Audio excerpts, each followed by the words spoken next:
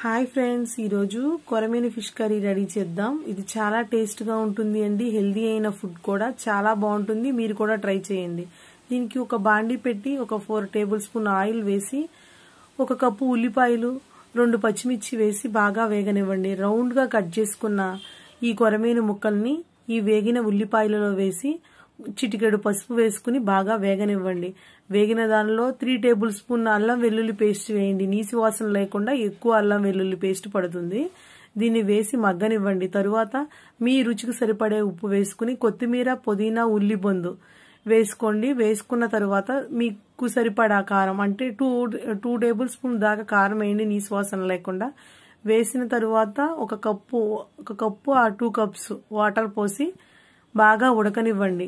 ఉడకనిచ్చిన తరువాత మా పొడి మసాలా ఉంటుంది కదా, మన ఇంట్లో తయారు చేసిన గరం మసాలాని వేసుకుని కొత్తిమీర మళ్ళీ వేసుకుని చక్కగా నూనెంతా బయటకు వచ్చే వరకు దగ్గర పడే వరకు ఉడకనివ్వండి. అంతే, కొరమేను కూర